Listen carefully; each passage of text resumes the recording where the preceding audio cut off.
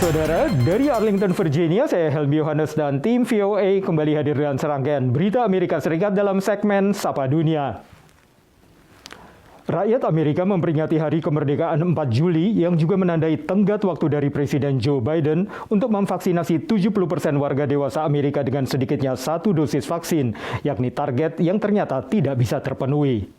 Namun Presiden Biden yang mengunjungi beberapa wilayah Amerika menjelang 4 Juli tetap bersikap optimistis dan ia mengatakan perekonomian semakin membaik dan COVID-19 semakin menjauh. Menurut proyeksi ABC News, baru sekitar 67% warga dewasa Amerika yang mendapat setidaknya 1 dosis vaksin hingga 4 Juli ini, yakni masih kurang 7,4 juta suntikan dari target Presiden Biden.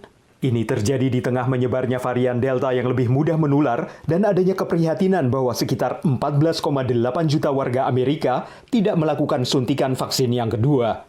Pakar kesehatan memperingatkan hanya mereka yang sudah mendapat vaksinasi lengkap yang bisa cukup terlindungi terhadap virus corona dan juga varian Delta.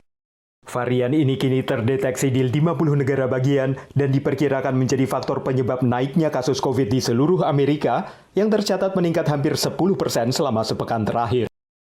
Meski warga Amerika bisa merayakan lagi Hari Kemerdekaan 4 Juli dengan pesta kembang api, tapi kemeriahan ini juga ditandai kekhawatiran akan mengganasnya kembali COVID karena masih tingginya resistensi dari sebagian warga yang belum mau divaksin. Warga Amerika bersemangat menyambut Hari Kemerdekaan AS yang tahun ini mulai terasa normal.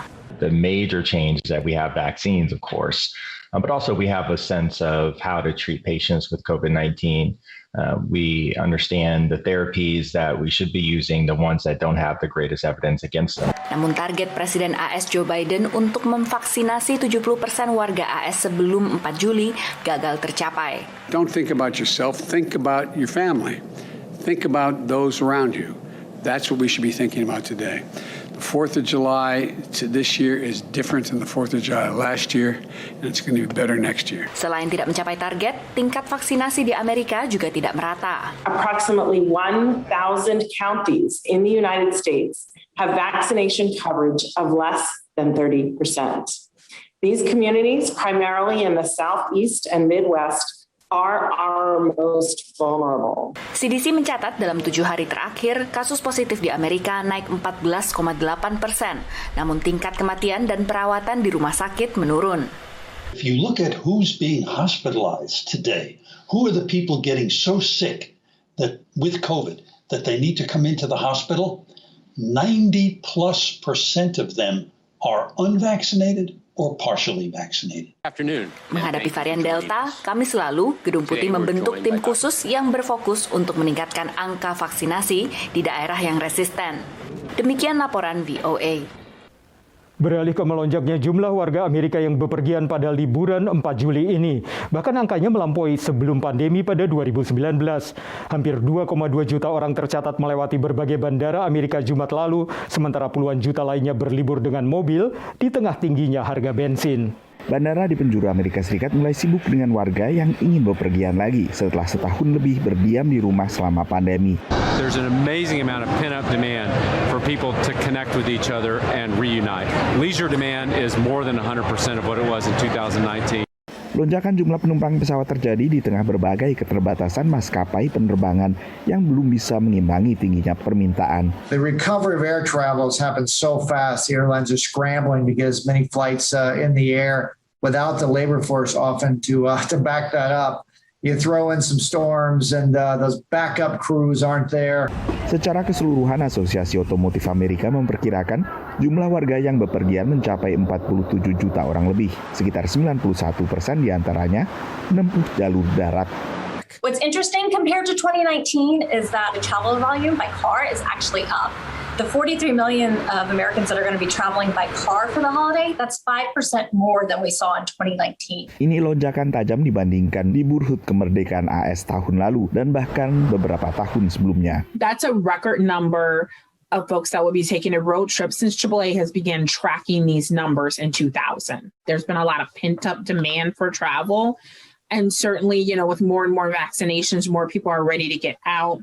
Karena 4 Juli tahun ini jatuh pada hari Minggu, libur nasional HUT kemerdekaan AS dirayakan pada Senin sesudahnya. Demikian laporan tim VOA.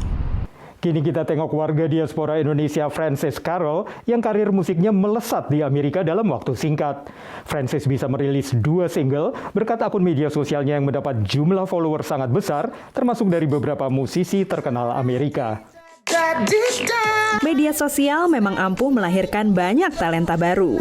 Tahun lalu, Francis Carroll adalah seorang mahasiswa di LA College of Music, California. Tapi setelah akun TikTok-nya memperoleh 1,8 juta follower dan akun Instagram-nya mendapat perhatian musisi terkenal seperti Meghan Trainor dan Andy Grammer, nama Francis pun mulai dilirik pelaku industri musik Amerika.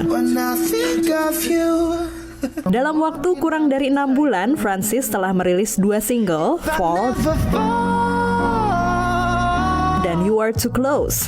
We thought that the talent he had and the vision he had for his career, could add up to something that could really connect with a wide audience. Francis yang sudah menyukai musik sejak usia 10 tahun membuat keputusan besar ketika memilih keluar dari SMA kelas 11 untuk fokus di dunia musik. Paling takutnya sih yang kayak am I good enough?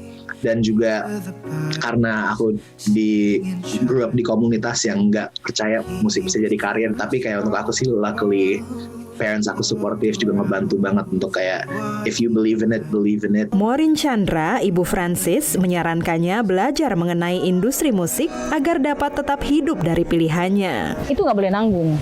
Kamu harus bisa menjadi opsi, menjadi penyanyi, menjadi komposer, menjadi produser, menjadi apapun yang memang bergerak di industri musik supaya kamu tidak hanya sebentar. Untuk aku sih yang paling penting harus tertib sih.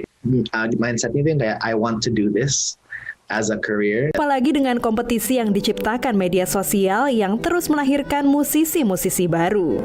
Dari Washington DC, VOA. Saudara, kami akan kembali dengan Sapa Dunia Senin depan. Terima kasih atas perhatian Anda. Dari Arlington, Virginia, saya Helmi Yohanes dan tim VOA.